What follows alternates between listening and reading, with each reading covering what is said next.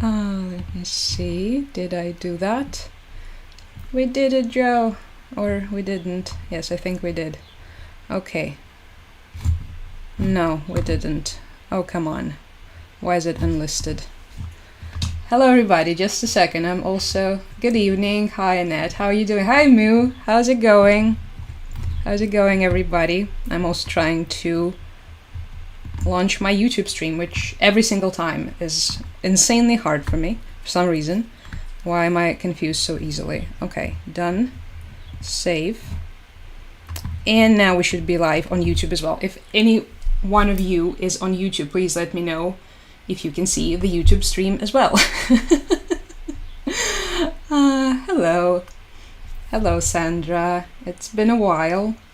I think last time I went live was a month ago, but obviously I know a lot of you have lost me. Oops. Oh, thank you. Thank you for the subscription. How's it going? How's it going, everybody? Hello, Vermont. Hello, Colorado. Good to see you too. Good to see you, everybody. How are we coping? How are we surviving? I wondered where I rent. EU. Oh, God. Hi, Kansas. Hello. Okay, if any one of you is on YouTube, could you please let me know if you can see everything, because unfortunately I cannot see the YouTube chat. I only have one screen, so if anyone is on there as well, just let me know. Good to see you too, and thank you, everybody. So yeah, what a day, huh? I mean, what a life, if we're being honest with ourselves. But yeah, this day has been something special. YouTube seems like, oh, thank you, Moo. Okay, wonderful. So yeah, you should be seeing one of the many articles talking about the events in Iran, as as some of you calling it, because I mean, I felt like we have to discuss that, because come on. Good to see you too. Good to see you guys. I know a lot of people have been freaking out about everything that's happening. So we're gonna do a collective meditation. We're gonna calm each other down, hopefully, discuss the deeds. Also gonna discuss Ukraine as well, obviously, because that's what I'm also about. The YouTube channel is linked in bio if you would like to go on there, but it's the same. It's Zena Solo. It's the same as on here, but it's also linked in bio, and I think several times. It should be on my link tree, and it should be on like the little icon thingy next to my name or something. It's in bio. Good morning, Texas. Well, good evening from Ukraine. Good to see you too. The hair is indeed long. It keeps doing it. I don't know why. Oh, thank you, Jonathan. Anyway, YouTube not showing you. How dare it? It should be linked in my bio. But anyway, I'm just gonna show a couple of things. The chat is gonna be on here because, again, I unfortunately cannot see the YouTube chat. So I was just looking at this recent updates from the Reuters, and it's mostly, I mean, it's about the most... Oh, Lindsey Graham! Oh no. Before Lindsey Graham, it was about how there will be a response, obviously, from Iran, right? And how MAGA is divided on the matter, which is the most important thing, of course. Oh, thank you, CatGPT. Hi. Here for the Cullen family reunion. Welcome. This is what we are here to do. I'm Carlisle, so who are you? We have a lot of roles free, so you can take up any single one you want. Anyway, so the most important update that has been happening so far that we have learned of in the entire bombing the nuclear sites in Iran ordeal was the fact that Iranian parliament has voted for blocking down the Strait of Hormuz. Now, that was something that was expected by many people, by many analysts, and they're now that it's confirmed, all of these people are wondering what it's going to mean, how is it going to be implemented, whether or not they will be able, thank you, to actually reinforce it. Will they start striking ships, or what's going to happen? Because the strategic importance of it, something that I didn't know before, for instance, but this is apparently where about 26% of the world oil is coming through. So yeah, that could have some consequences, huh? So that's what they decided to do, which, thank you. Yay, it's me. Yeah. Kay Foster says, don't escalate Ukraine. Immediately escalates in a different part of the war. Yeah, what's up with that, by the way? Remember how everyone was screaming, crying, and throwing up just 2 weeks ago when Ukraine did the spiderweb operation on the Russian strategic bombers? And that was like, oh my goodness, oh my god, like what is going on? And now it's fine all of a sudden. Well, it's an unfair world that we're living in, so. But also at the same time, everyone was screaming about us taking out the strategic bombers, but at the same time, then everyone kind of forgot. So I guess, oh, thank you. I guess that should be okay, huh? That's how the world works. Where did you go? When? You mean like in general, in life, or why was I missing for the last months? What would you like to know? Thank you, Oki. Thank you. Let me just try to keep up with the chat. The chat is moving really fast today. Is it because I started posting on... Oh, thank you, ChatGPT. Or did you guys just miss me? I have been... Well, I mean, mostly here, and it's been quite intense here as well. Especially... So we have this big, massive, like, really, really bad strike happening after the Operation Spiderweb that I just mentioned, the one that took out a bunch of Russian strategic bombers. So the thing is, whenever something big happens, the Russians, well, they continue to bomb us, right? Because this is something that they do daily, on a daily basis. They just bomb us and bomb us and bomb us. But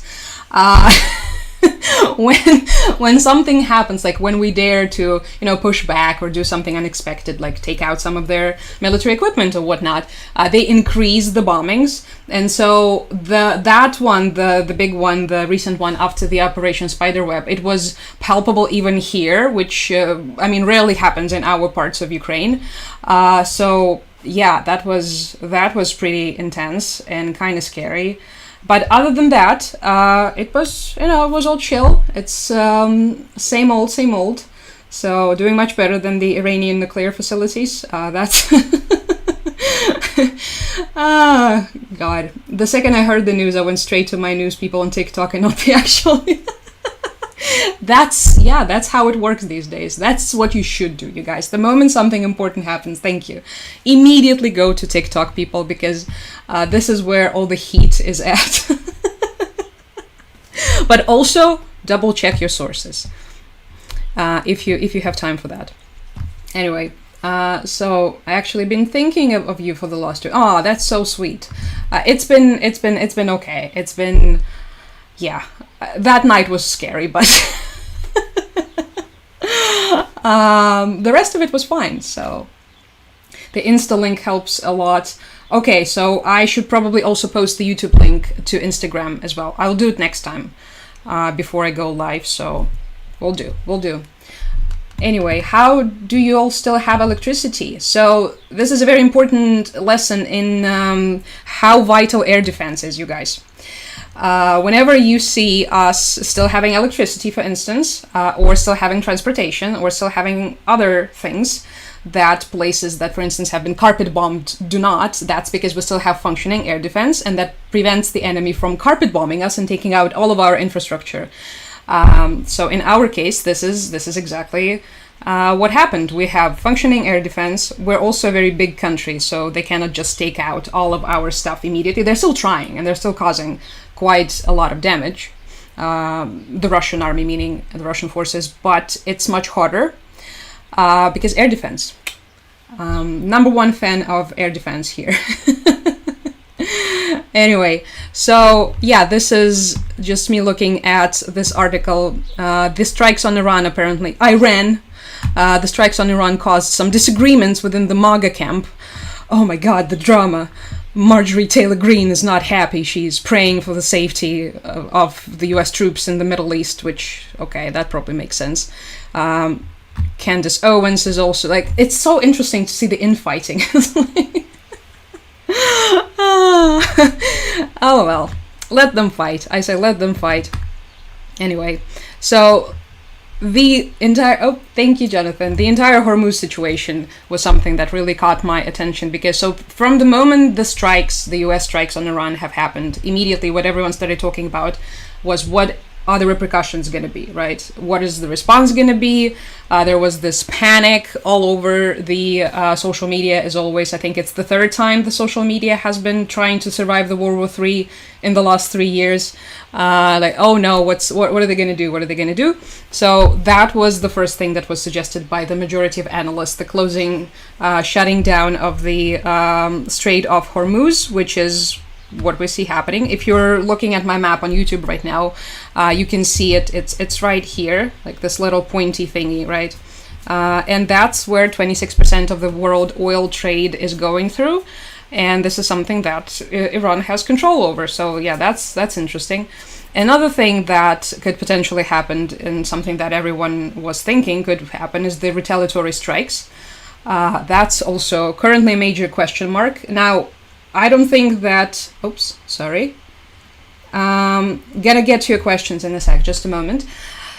I don't think... Well, it's really hard to say what exactly is gonna happen, obviously, because we cannot tell the future.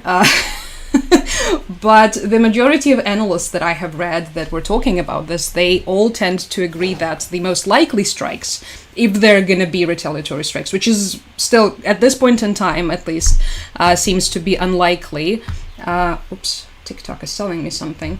It's most likely going to be at the US military facilities, right? Because there are a bunch of, at least 2 bases. There's a base in Bahrain, there's a base in Qatar, right? So this could be potential targets. But so far nothing. And yeah, also everyone is wondering about what the Houthis are doing, whether or not they're gonna... Okay, it's fine. Whether or not they're gonna target some ships in the sea, in the Red Sea, as they did previously. Yeah, exciting. Hi, Don. Thank you. All the rats are fleeing the sinking ship. Too many rats everywhere, honestly. Which rats are you talking about? Are you talking about the MAGA rats? Are you talking about some other rats? How's the food supply? In our parts of the country, it's okay. I'm just gonna show you the map on YouTube if you are on YouTube. So this is where I am in the western parts. This is where all the action is. It's in the eastern parts. And the frontline cities are usually the ones that struggle with food supply, because again, remember how we just talked about air defense? Yeah. In the places where enemy receives air superiority, where they can reach with their artillery systems, for instance, or in the places where they can reach with their drones, obviously any sort of logistics become much more complicated. So usually the closer you are to the front, the more complicated the situation gets. Anyway, let's see. Hello, good to see you. Good to see you too. Thank you, Roy. Yeah, we're just discussing the situation in the world. It just, yeah, things are happening. Iranian parliament reportedly backs closing Strait of Hormuz. Right, that's what I have read as well. So that's gonna be interesting. It's interesting to see what's the response to this is gonna be by everyone, because obviously it's gonna affect the oil prices, it's gonna affect the markets, it's gonna the inflation is gonna get even crazier. Like we haven't had enough of that. No, you're not late, you're just in time. Hi. The hair keeps growing, I know. I cannot stop it. It's getting annoying. I should do something about it. Thank you, PG. The situation. Yeah, it is something of a situation that we find ourselves in, isn't it? I thought Putin's health was failing. Putin's health was failing for as long as I can remember myself. Thank you, Scott. It's been, I don't know, 20 years, I think, of his failing health, of him being replaced with a clone and with body doubles, and someone from Udmurtia replacing him, and also him having cancer, and him having diabetes, and him having some sort of incurable whatnot, some fungi growing out of his feet. It's been, thank you, Hannah, it's been a lot, and And yes, yet he still lives. You know what's the most interesting thing is, even if he didn't, even if he collapsed tomorrow morning, it wouldn't have changed a thing for all of us. That's the saddest part. There's actually a conspiracy theory that he has already died. It's one of my favorite conspiracies, and that's the guy that is currently... we think he's Putin. It's actually his clone. I know, like the Brazilian soap opera, The Clone. Let me see. I'm just gonna Google Putin clone and see what's gonna happen. As you can see, there are all of these different Putins that some people believe. So there's this like entire science of Putin clones. It's been going on for years. So they're measuring his skull, very Third Reichy. They're measuring his jawline. They're measuring his nose. They believe that. Oh, thank you. They're measuring his eyebrows. And yeah, they're pretty convinced that this is like the fifth, I think, or the sixth version of the Putin at the very least. And that also there are several Putins functioning at once at the same time. So this is like this one that we're, for instance, seeing at all of these functions at like the summits and whatnot. Then there is also another one that does like meetings or yeah. It's really exciting, you know, and well, for people like me with no life, it's very fascinating. Anyway.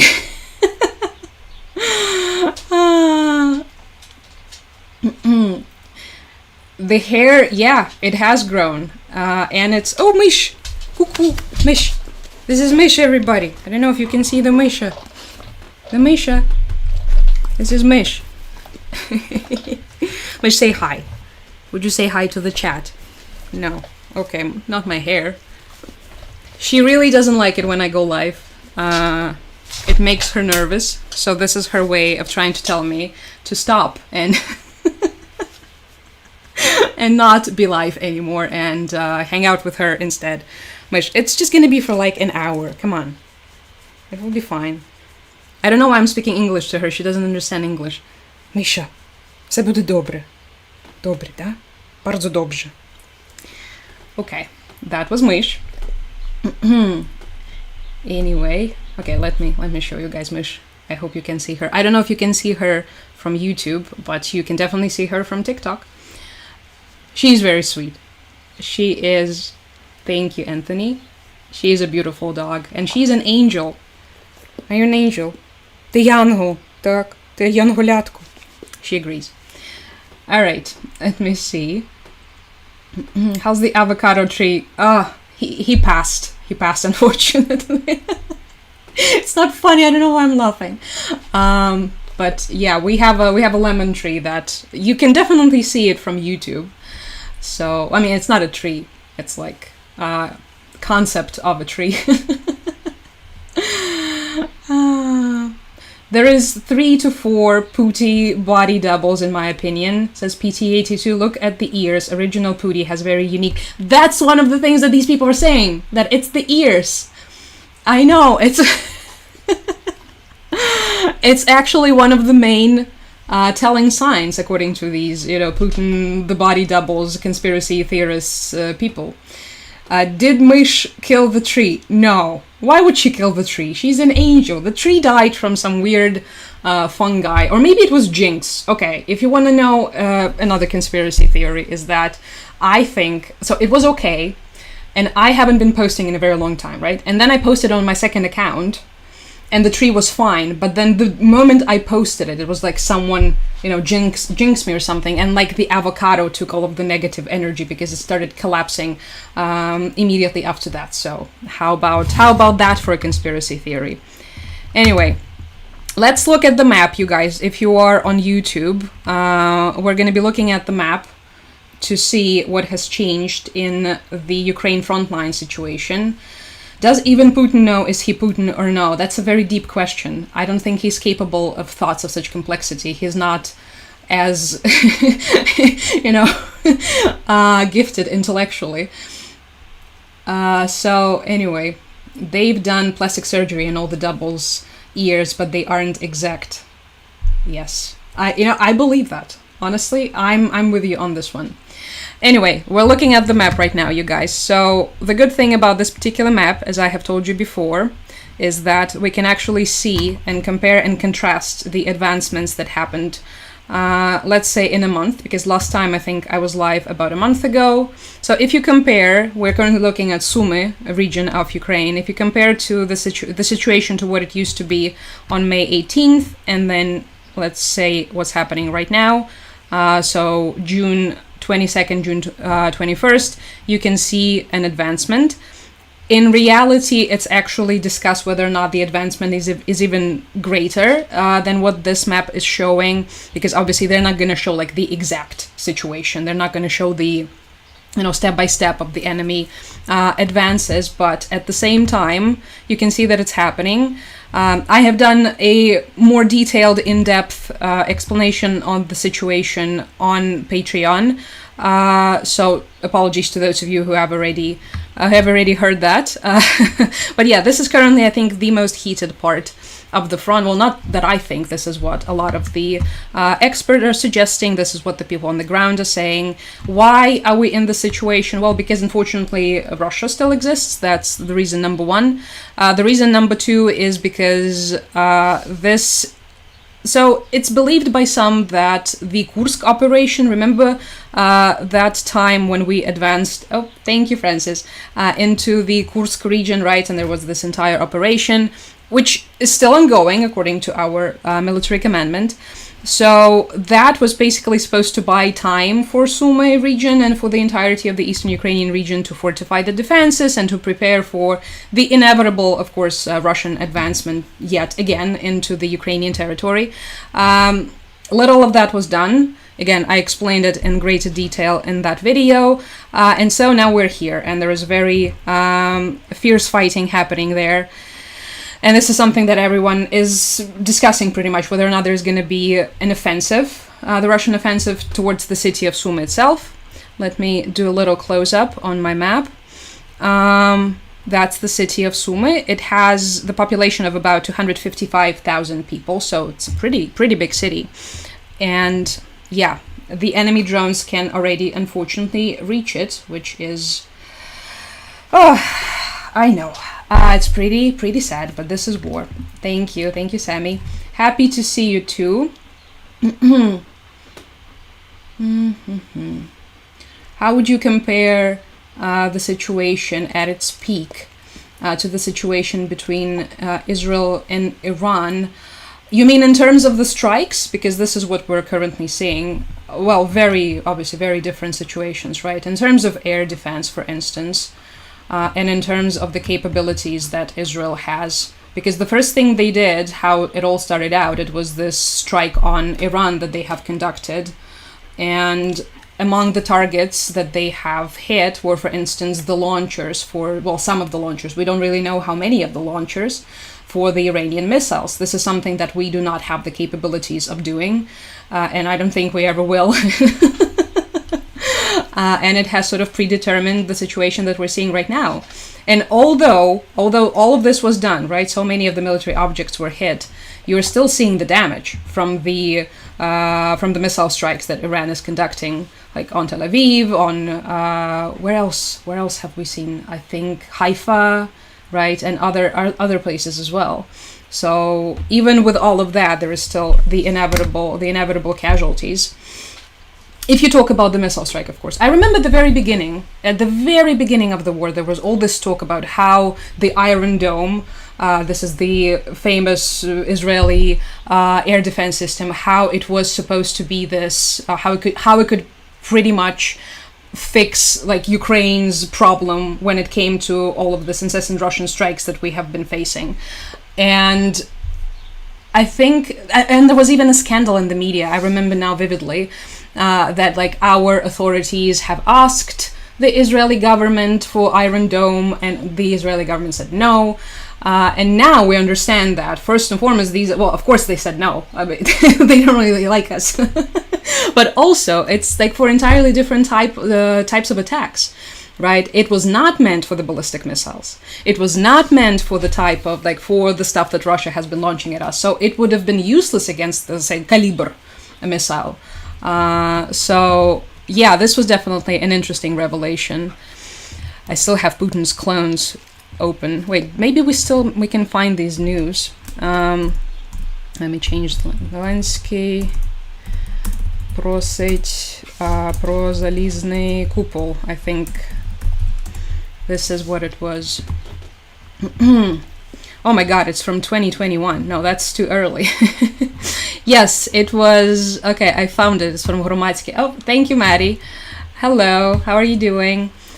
So, it was the news from...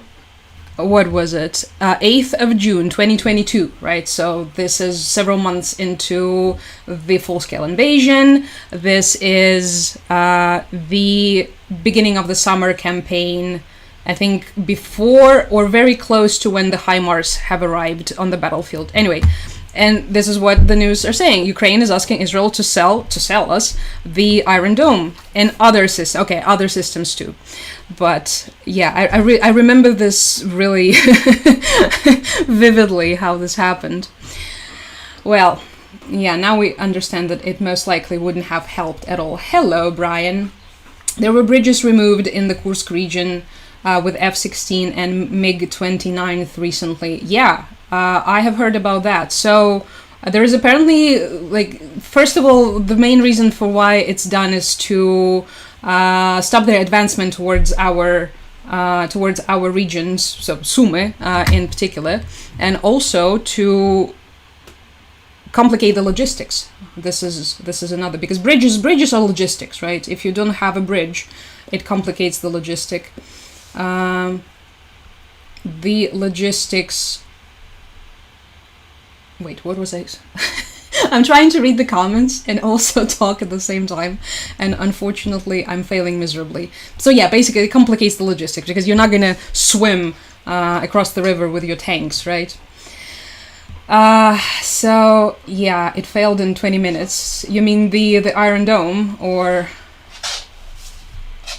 Mu remembers, right? It was like a pretty big discussion, and people still sometimes bring it up. Good to see you too. There's Iran is cooked, says Yami. I don't know about that. We'll have to see. It's really hard to say who's cooked and who is not. If you mean that they could potentially do the regime change, they meaning the US and Israel, this is something that they have been talking about pretty actively, and I don't think it's a secret that Netanyahu wants the regime change in Iran. At the same time, who's gonna do it? Are they gonna open another front? Or is the US gonna do the regime change in Iran? I guess I don't think a lot of the Americans are gonna be excited about that, so I don't know. It's one thing to, fly in, like, with all of the might of your bombers and bomb a couple facilities and then leave, and then to have another operation, full-scale operation somewhere in the Middle East with the ground. I don't know. How will your government react? What will the Congress say to that? Well, Lindsey Graham says that Netanyahu wants regime change. Yes, and the grass is green, Lindsey Graham. Thank you so much for that. So, yeah, but of course, this is a developing story, everybody. Regime change is unlikely. Right, it's gonna require a full-scale, like, military campaign on the ground. Who's gonna do it? This is immediately the question that I have in mind. The moment somebody says, there has to be a regime change, is it gonna be Lindsey Graham? Is it gonna be him and Netanyahu charging against the Ksir? Okay, good luck with that, I guess. It's been a while. How are you doing? What's the news on the Crimean Bridge? I wish there were any news on the Crimean Bridge. No, but honestly, at this point in time, I don't even know if I would be too excited about something like this happening, but recently there have been some attempts. I think 2 weeks ago there has been an attempt on the Crimean Bridge, and there was like there were explosions at the very base of the thing, so it's very interesting how they managed to accomplish that, but then it was immediately fixed, so... Not much. Not much on the bridge. What do you think about the World War III speculation? I think we're already in it. I'm really sorry to to say that. It's just not looking the way we all, were expecting it to look. So, but yeah, you can see that it's spreading. It's spreading. It has all of these different areas in which it's, kind of sort of explodes from time to time. And it's sort of growing gradually, but it's happening. It's just not going to be what all of these fear-mongering people are saying. There's the end of the world immediately and everyone launching stuff at each other. It's going to look like this. It's going to... Remember how someone said about the climate change, that the climate change is going to look like a series of all of these natural disaster videos that you're watching on your phone, and they're gradually getting closer to you until finally you're in one of those videos. I think this is what this is going to be like as well. So with the Crimean Bridge, I just opened the article on the New Voice. It actually has a picture of what it looked like, of this unique special operation of SBU. And this is when they tried to blow up the foundation of the Crimean Bridge. This is what it looked like. Pretty impressive. It's also impressive that we have this footage. But also, the strategic bombers thing was much more impressive, if you ask me. But yeah, alrighty. The regime change needs to occur in Israel and in the US. Well, we know for a fact that this is not happening, that these two old geezers are not giving any power away.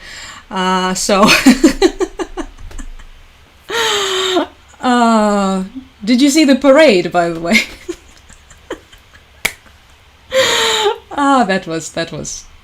That was not fun at all. It was kind of sad. All right, let's see. We just drop dear leader in Iran, and he will negotiate them to peace or bust. And it ends on this very mysterious note. Okay, you could do that. 90% of Ukraine is living normal lives. Maybe people should see the people suffering in Kherson. It's not only in Kherson, right? Everywhere at the front lines, everywhere that is near the front lines, everywhere that is close to, like in any sort of proximity to the front lines, it's not really a peaceful life. And even in some places that are quite distant, like right now we're looking at the map, say Dnipro, right? It's pretty far from the front line. Or maybe if we look at Odessa, right? Odessa to me is the craziest example of this, because Odessa it's a massive city, it's a touristic city, it's currently having this tourism season. Hi Oscar, thank you. And it has like this seemingly normal life, and yet every single night at night it's bombarded by a bunch of drones and missiles. So like the people are saying that during the daytime it's like Monaco, during nighttime it's Afghanistan, pretty much. That's Odessa. It's technically not on the front line, so I wouldn't say that 90% of Ukraine is living the normal life, but it is true that a lot of us do. And it's unfair, and it's one of the things that I have learned about the war, is that it is really, really unfair. When Putin said, wherever Russian soldiers put their boots in is Russian, I wanted him unalived again. Yeah, he was recently given a platform, one of him's at least, the one that one of his clones, and oh god, no, wait, I think I had it in my bookmark somewhere, and he decided to, of course, talk about how everything belongs to him. Yep, I think that's the clip.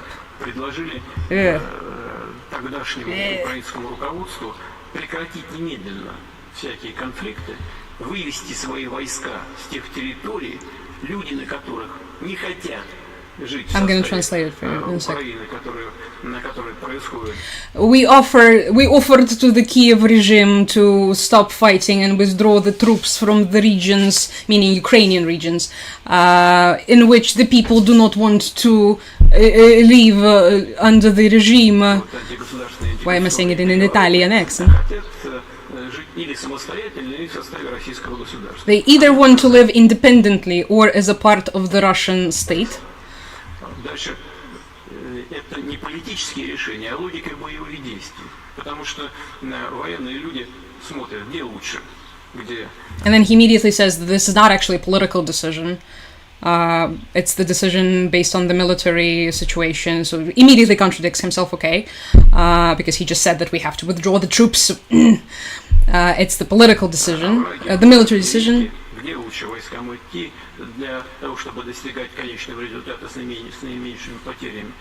Where is it best to, thank you, move forward for the troop? He sounds like deranged. It's like he has dementia. Anyway, it's better to look at where the troops are advancing to, and this is where the logic of the battlefield is happening. And what?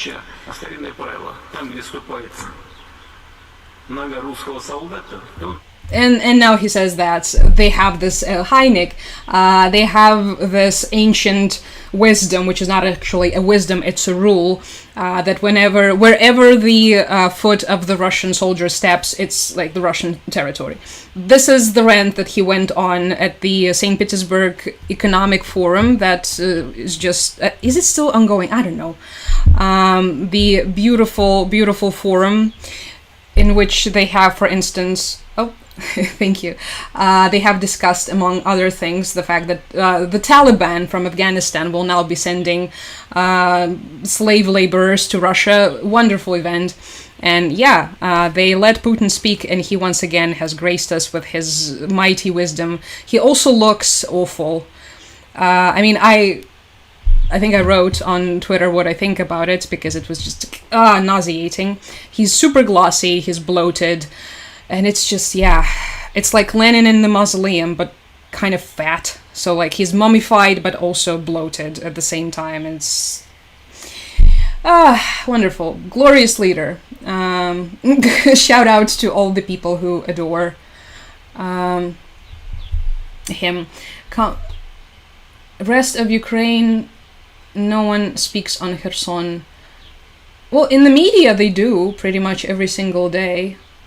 At least, you know, the media that I consume, for instance. Pretty much every single day I read what the situation in Kherson is like, so I think it just differs depending on what kind of media people consume, because a lot of people exist in their own little echo chambers that are very easily curated, right? So you can just consume, you know, different types of media, thank you, and you can just sort of create and shape your own reality based on that, which, you know, it sucks, but also that's how things are. You cannot really force people, you know, to just open their eyes. Okay, I'm gonna have a little sip of my tea.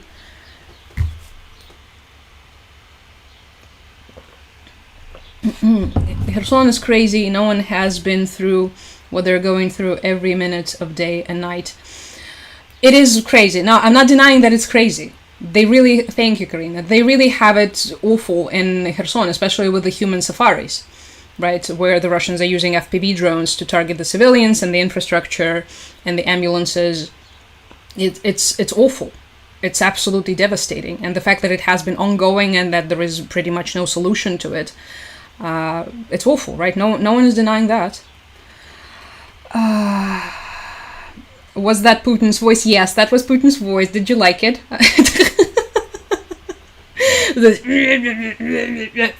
Oh, thank you, ChatGPT. Thank you, Maddie, for resubscribing. Yeah, that was his voice, or one of his clones, depending on how you look at it. I love the Russian accent. You thank you so much, Maddie. I appreciate it. It's one of my hidden talents.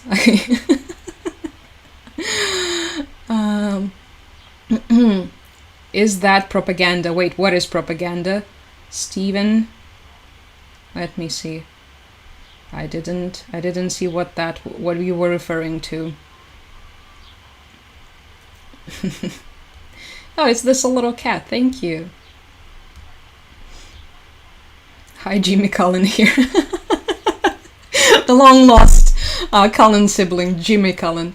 Has the Iran situation interrupted the supply of weapons from Iran to Russia? No, it's too late for that. I know a lot of people have been hoping that the entire US bombing Iran situation would help Ukraine, because one of the things that Iran has been doing, it has been supplying Russia with the Shahed drones. Let me show you what the Shahed drone looks like. To those of you who are watching me on YouTube. So yeah, that's the Shahed that the Russians are calling geranium, because they're claiming that it's their drone. In reality, it was the Iranian manufactured drone that they have given to the Russians. And this is now the main weapon that the Russians are using to target our cities and our towns every single day, right? The problem is, so about a couple years ago, when the entire Shahed situation was just getting started, the Russians were relying on the supplies of the Shaheds from Iran. So there were all of these shipments. You could even track the planes flying from Tehran to Moscow, and they were carrying all of this military cargo, mainly the Shahed drones. However, in the time following that, the Russians have established their own manufacturing of those drones. So they have manufacturing operations all across Russia, especially in more removed regions. So like there is a very famous one in Tatarstan, I believe. And so, yeah, because of that, it's not really going to affect the situation anymore. If it happened a couple years earlier, then perhaps. But right now, the Ayatollah has taught Putin everything he knew about the drone manufacturing. So anyway, that's on the drones. Thank you, Patty. What kind of tea? Oh, just the simple green tea. Unfortunately, I don't have the bag for it. I think it was from Azerbaijan, like Azer Chai or something. My mom is currently in charge of the tea. So, but how I drink it these days, because it's getting hotter, so I just fill this jug with cold tea, and then I drink it throughout the day. So yeah, it works like Ozempic, because it also just makes you not want to eat. So I guess that's a good thing, you know, if you're like me and trying to control your weight.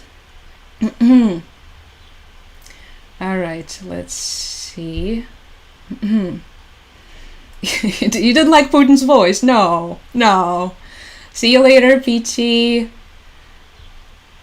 Wait, I think I have missed some comments. Do you still promote Back in Alive? Yep, it's still linked in my link tree. I sometimes take it out when I, try to get people, for instance, to come, to my YouTube or whatever.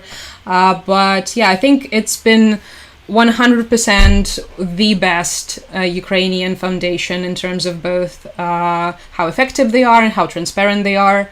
And the projects that they're undertaking, I don't know, just 10 out of 10, still would recommend. I also used to, myself, I used to try and support other, smaller fundraisers, but I got so close to getting scammed a couple times that I no longer do this. So, it's Back and Alive all the way now. Because they are transparent and things they're doing are amazing. One of the best things that they're doing is that they're not just buying one thing, for instance, for air defense or something. They're buying everything in complex. So, for instance, if they're buying, let's say, the drone, they're also going to buy the tablets, they're going to buy the car for the person that operates the drone to move on from point A to point B, maybe like a Starlink or something, so it's a more complex approach. So, and also they've been working since 2014. That's also something that I really appreciate about them.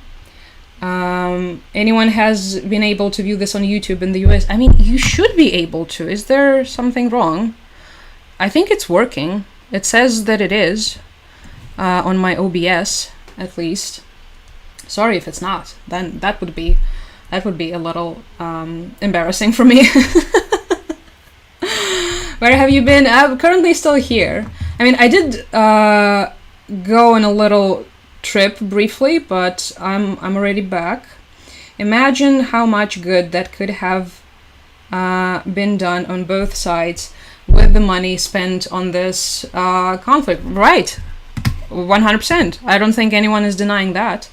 That you could have bettered the lives of so many people with this money. So it just really sucks that Russia decided, oh, thank you, Katie, to make the choice that they did by attacking us. Honestly, I've already said this before, but like if they wanted to, with all the money that they have, they could have literally built themselves like one gigantic Switzerland, you know, if it wasn't for all the stealing and recently for all the war. So, oh my god, J.D. Vance is in my feed. He empathizes with Americans who are exhausted after 20 years. Oh, really? Do you? Do you? You're sympathizing with the people who are exhausted of the foreign entanglement in the Middle East. Well, what a perfect timing, huh? Okay, anyway, another interesting thing that happened that I wanted to discuss with you, thank you, is the meeting between Keith Kellogg, Trump's special envoy on Ukraine and Russia, and also apparently Belarus, and the Belarusian dictator, Lukashenko. Now, would you look at that? That was very interesting. The timing of it was impeccable because on June 18th, in Belarus, they have started the military training. So there has been this increase of troops in Belarus, and as you can imagine, it's not really pleasant for all of us because the place where they have been conducting those military trainings, it's right here, right? If you're looking at the map right now, it's near Brest, so it's Brestskaya Oblast of Belarus. It's very close to our region of Volyn. It literally borders it.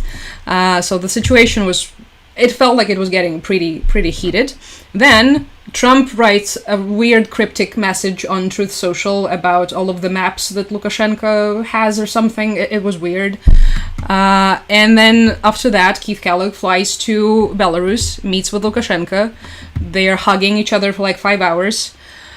Confusing, all right. And then immediately after that, Belarus releases 14 political prisoners because Lukashenko's regime has a lot of those. He has been imprisoning people ever since the 2020 protests against his regime. There has been like very, very cruel crackdown on all of the opposition activity in Belarus. And then after this meeting with Keith Kellogg, Lukashenko releases 14 political prisoners, including the person who used to be his like main opponent, the husband of Tikhanovskaya, right, whom I believe a lot of you have heard about.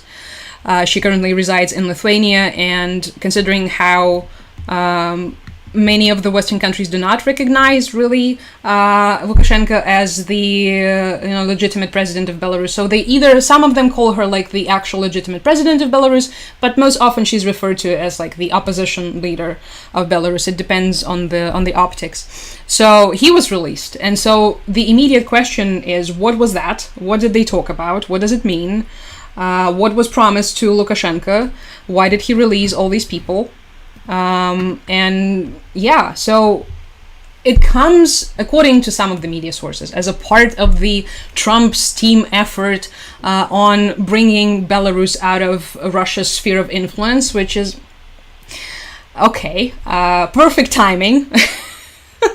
Several years of Belarus being fully, completely and utterly in the Russian sphere of influence, but okay, I guess, let's try that. But no one really releases what was that they discuss what was this that they promised to Lukashenko for releasing all of these political prisoners. So that was definitely interesting and also mysterious. Anyway, Trump is wrong on Ukraine, wrong on Iran, wrong in everything. Well, hopefully he will be right on Belarus. Fingers crossed. No? Tea for the summer. Yes, it's incredible. Cold green tea is amazing. I've heard there was more of assembly than the full cycle manufacturing of Giran Shahed in Russia. So yeah, it's like contradictory, right? They're contradicting each other. It's still hard to say where the parts are manufactured for it. But honestly, at this point, I wouldn't be surprised if they had some sort of manufacturing as well. Obviously, they're not going to reveal it because these facilities, no matter whether they're manufacturing them or assembling them, they tend to blow up from time to time because Ukrainian drones sometimes make it these days really deep into the Russian rear, and then they hit the facilities that are very often, more often than not, are affiliated with some sort of drone manufacturing for the Russian Ministry of Defense. So who knows? It's hard. It's the fog of war. I haven't really seen any 100% confirmation on either.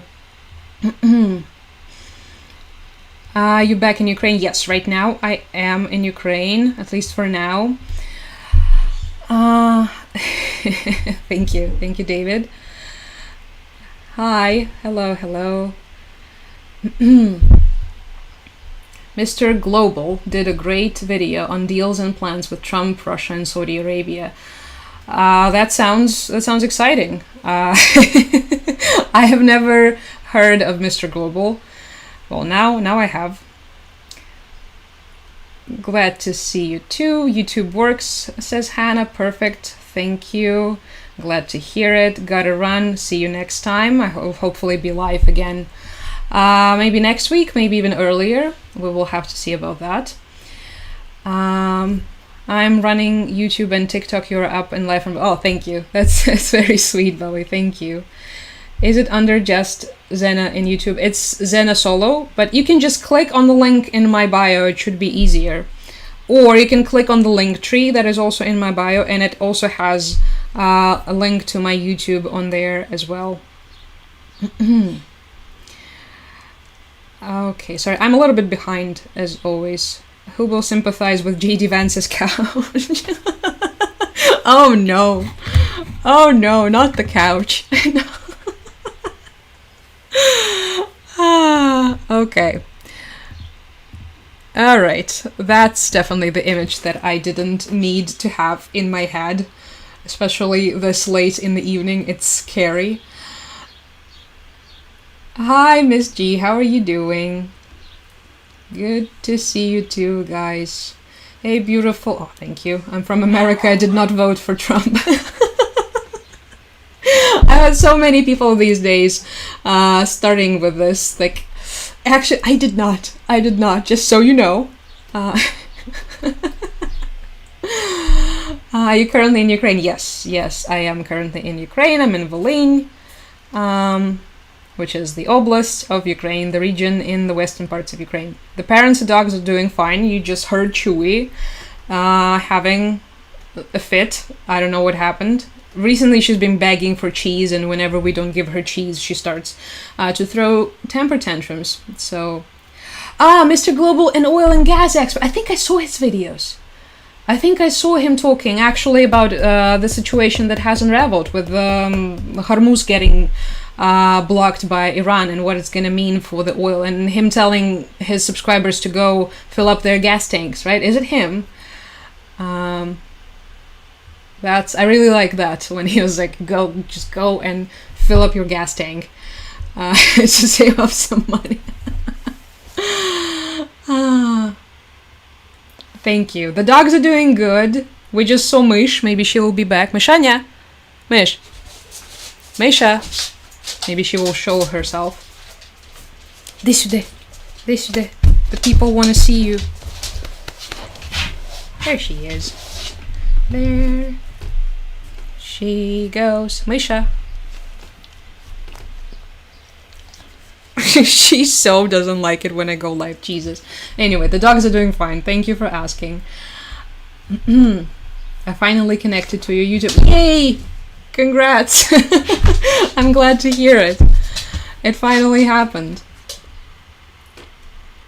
People heard Chewy. Okay, sorry, I think I was a little bit behind. Anywho, so yeah, the entire situation. Okay, I'm gonna close the Lukashenko stuff.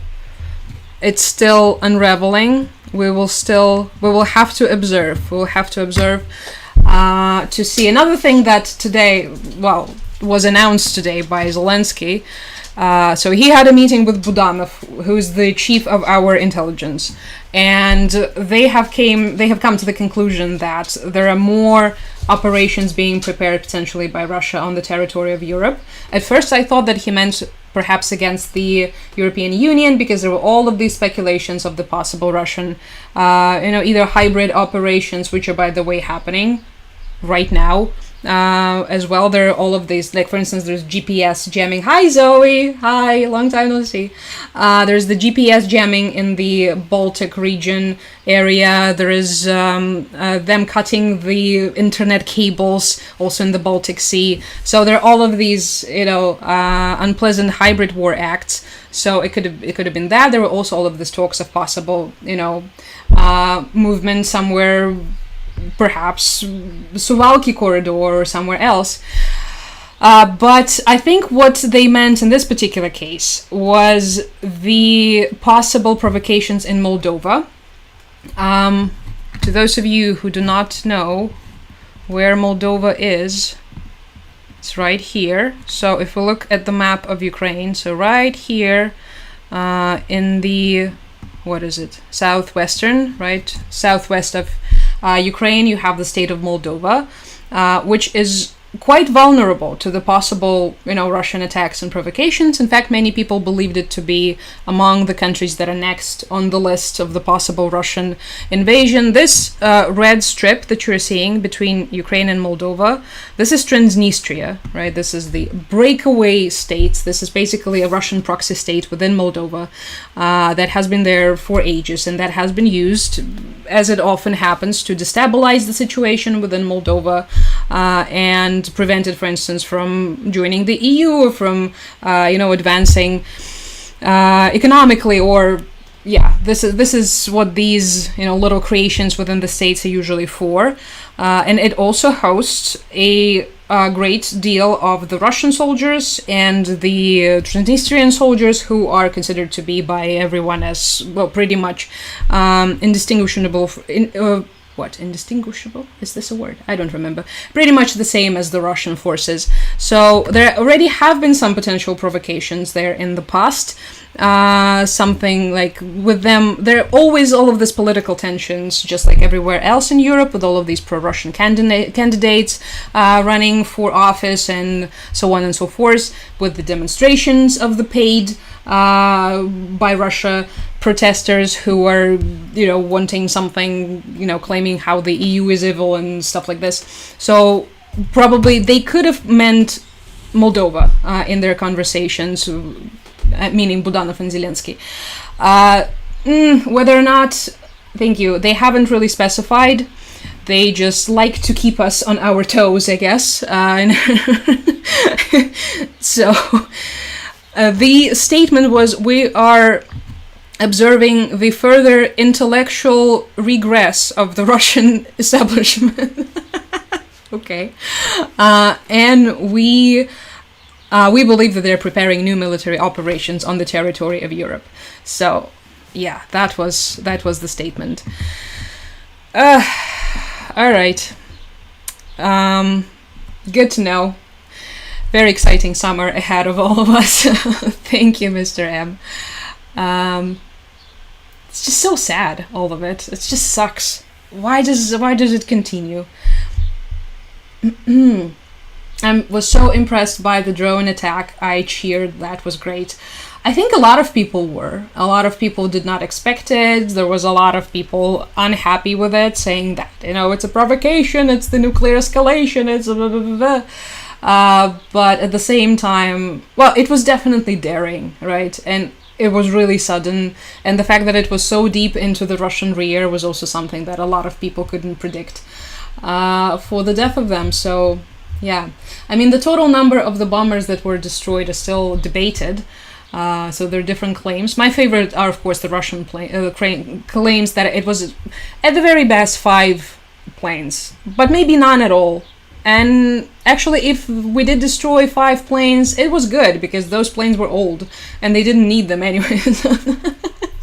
The classic response. Wait, what are the updates on the Iran situation? Is everything still the same? Has anything else been bombed? Okay, no updates. Alright. Okay. It's JD Vance being insufferable, as he always does. Alright. Okay, let me see. It was a great news that Baltics and Finland withdrew from the Ottawa Treaty. The one on the landmines, you mean, right? Is that the one? Because I remember there was some screeching about the situation from the people who are really far away and don't understand what's at stakes here, and why people unfortunately need landmines in the year of our Lord 2025. Could Ukraine take over Transnistria? This is what the Russian propagandists love to say we could do. I don't really... I don't know. I don't think we have the capacity to do this. We, famously are out of people, right? We need more people in the most heated parts of the front to protect our own country, ideally. So I don't know. At the same time, if there were something like this to happen, perhaps if there was a provocation and we didn't have any other choice, but it would be, just to sort of smash into Transnistria all of a sudden unprovoked, I think it would be just stretching the army too thin. We already have the personnel issue, so... well. It was a daring and successful attack from Ukraine. It was a pleasure to read the news, the spiderweb stuff, right? Yeah, it was. I mean, at that moment when it happened, I wasn't particularly excited because I was scared. I knew that something bad was immediately going to follow. And you're especially worried about the people who are closer to the front and the people who are, in the cities that constantly get hit, such as Kiev, Dnipro, Odessa, and well, obviously Kherson, Mykolaiv, Zaporizhia, but even here it was pretty scary. So, wait, what happened? TikTok wants to end my life again because I'm not active enough. What does it want me to do? Does it want me to tap on the screen all the time? It's really hard to say. Do you support the USA? Regarding what? I really like these. It's a little vague, isn't it? The landmines, right? Yep, the landmine situation. Okay, so I think it was the lady that was that originated that treaty, right? That she was really mad at everyone who didn't want to participate in it anymore. Ottawa Treaty. Oh, hi Denise, thank you. Yep, the anti-personal mine ban convention. Wait, was it? What was her name? I think she even received the Nobel Peace Prize for this or something, and she was very unhappy. I cannot find her name. But yeah, it just, obviously she doesn't live anywhere close to Russia, so these people are usually very easy to spot, because the further they are from Russia, the deeper are their strong sentiments on, how stuff like this is inhumane and how we shouldn't do this, how they don't help anybody. Well, they clearly help somebody whenever the enemy forces are trying to advance into your territory. It sucks that we need them in the first place, but also, thank you, not really our fault that this is happening. I hate to ask, but does your grandmother believe this now? I haven't talked to her about any of this in such a long time. Thank you. Whenever we talk, we do talk these days. We try to... It's mostly about her health, which has been declining rapidly.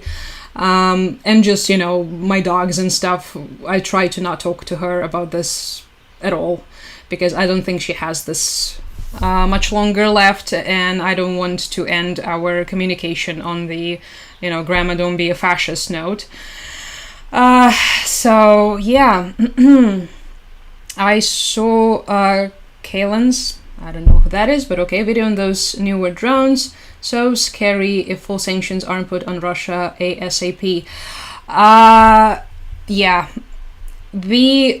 I'm not particularly sure which one are you talking about, but I think the scary update that everyone has been talking about is the fact that they are now increasing their drone manufacturing capacity, right? And that very soon they will be able to double the amount of drones that they are sending our way. Which, I mean, obviously it hasn't been proven. Until it happened, there is no way of knowing, but the very fact that this conversation exists is already horrifying, because even with the existing amount of drones, they already have caused so much damage, so many deaths among the civilian population with those drones hitting residential buildings all the time. It's just every single day you wake up to the news of drones hitting more residential buildings and more residential areas, and you just grow so tired of this. You cannot even keep up anymore. I used to try, remember how we, during the live streams like a month ago, I was starting out with all of the strikes, right? These days, it's like pretty much, it sounds like the same list over and over again. Just, perhaps the number of casualties changes slightly, or maybe the location is new or whatever, but most of the times it's the same locations, it's the same type of weaponry, it's those damn drones, and it's them hitting residential buildings. Residential building in Kiev, residential building in Lutsk, residential building in Odessa, residential building in Dnipro, residential building in Kiev, and it's just every single day. My God. The bunker busters were so precisely close together, scary precision. Oh, yes, I think I had this somewhere bookmarked. That was, it was the Maxar image showing how close these things were. Yeah, that's terrifying. Now that's high precision strike. Can somebody notify the Russians that this is what the high precision strike is supposed to look like?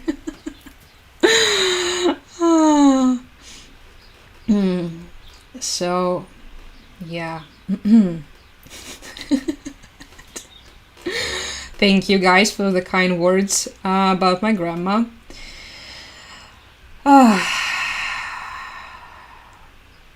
Just really, really, really sucks when this stuff happens. And it's just... If someone told me like years ago that this is what she would be like by the end of her life, I would never believe. She was so smart and witty, and she was always, aware of everything that's happening. She always had this straight way of thinking, very rational, and then just gradually this propaganda started to erode her brain. And to those of you who do not know, my grandma is Russian. So, I mean, I call her Russified because she is Ukrainian, but she spent most of her life in Russia. And the last years of her, I think the last couple of decades, she has been mainly consuming the Russian news, and it's just been gradually eroding. Both of them. My grandfather was first, and then it was her, and they just completely succumbed to the propaganda and turned into entirely different people. So... yeah.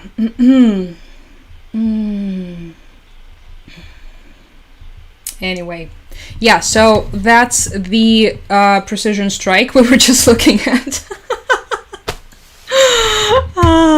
And also, why do I have this bookmarked? Oh, the fact that 4 planes loaded with military equipment have now entered Israel.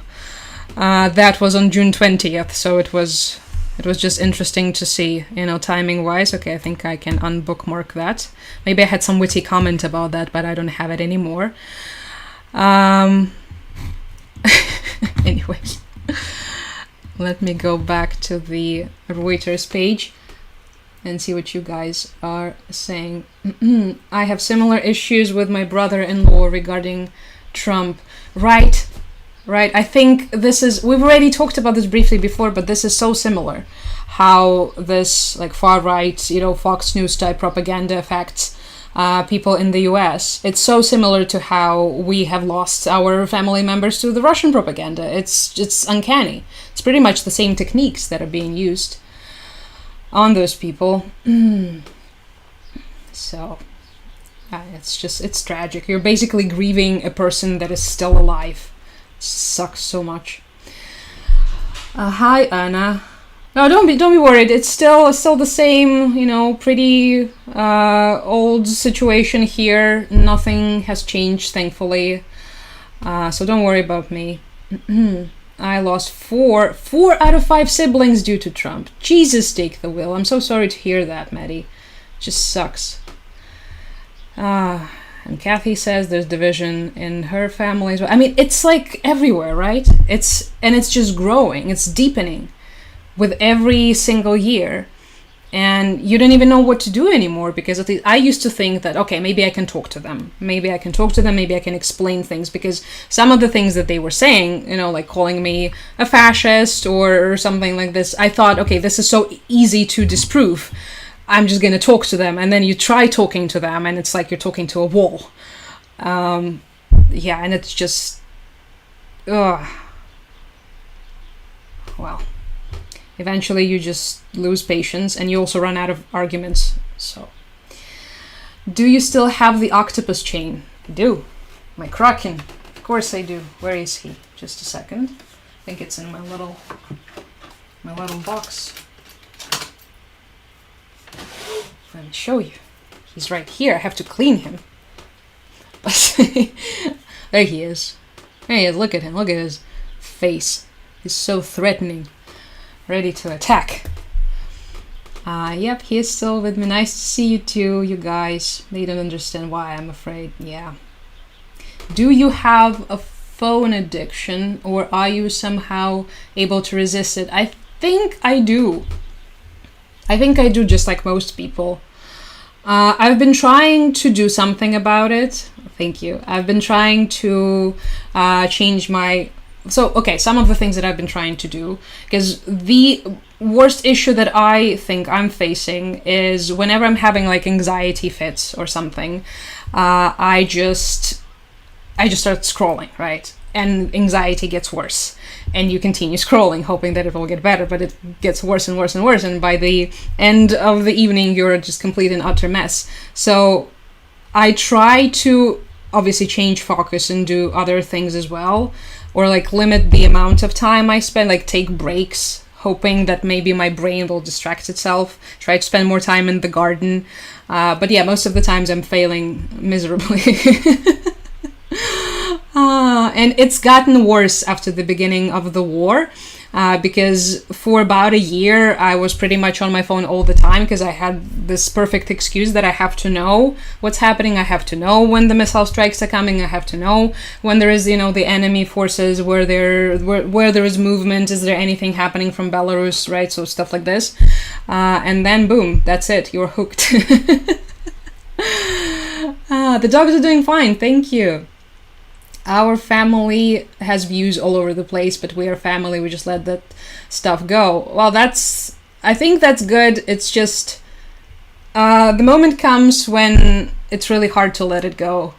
Like in our case, the moment the full-scale invasion began and you start see all the stuff happening, people getting bombed, people getting torn to pieces, tortured, the torture chambers, the filtration camps, like all of this. And you're hearing them justifying, your own family members justifying this and saying that it's actually okay. And you just have to, hold on a little longer. Soon it's going to be over. Soon we're going to be done with you and it will be nice and peaceful again. Yeah, I think this is where you draw the line. To me, one of the most disgusting revelations was the fact that it's not... A lot of people are saying, oh, they don't care about you, right? You're their family and you're there and they don't care if you live or die, right? You're in Ukraine under the missiles. It's not that. They think that we can be re-educated, right? Because, thank you, Maddie. The people who are, like, a lot of these, fascist-leaning sort of individuals, they are huge hypocrites. That's one of the key characteristics about them. They believe that they're special and that their family members are special. So in our case, they believe that we could be changed, we could be re-educated, we could be turned Russian. But all of these other people, yeah, they have to go. They have to go because they are like the actually bad ones, but we're just confused. That was, when I realized that, it was the new low. It was like, I thought we were at the bottom. No, there was another bottom knocking from underneath. So, anywho. Oh, thank you, Maddie. Is it possible for Ukraine to take out the Russian oligarchs? Oh, it would have made such a good Tom Cruise movie if we could. No, I don't think so. Unfortunately, I don't think so. First of all, what would be the strategic purpose of that? These people are technically civilians, right? They're disgusting, they're thieves, they're awful. A lot of them are directly involved, in the Russian military-industrial complex. Yeah, but they're still technically civilians. So this would be one gigantic and very expensive to plan and coordinate war crime. And what would this accomplish at the end of the day? I think that's the question. And also, we have a lot of oligarchs of our own who like the Russian oligarchs very much, and and they would also be against that very much, because what do you mean? These people think that they're above law, right? All of these super wealthy thieves, they believe that they're like something else entirely. It also, I think with the politicians, it's similar, the similar logic that they apply, in a sense that it's, us, the peasants, who can, die and suffer and da-da-da. They are special. They're this, different group of people that are above all else. Anyway, thank you. I am alive, Andy. I know. I hope you're not disappointed. I understand, respect. You don't talk about politics with her. Maybe it's just the age. I just decided that it's enough. It's enough. We have already done our share of talking. We're just gonna continue with the casual dog conversations and call it a day. There was a friendship in Kiev, Ukraine, and Russia. It's not broken. Are you saying it's now broken or it's not broken? Because a lot of relationships, unfortunately, did break down for understandable reasons.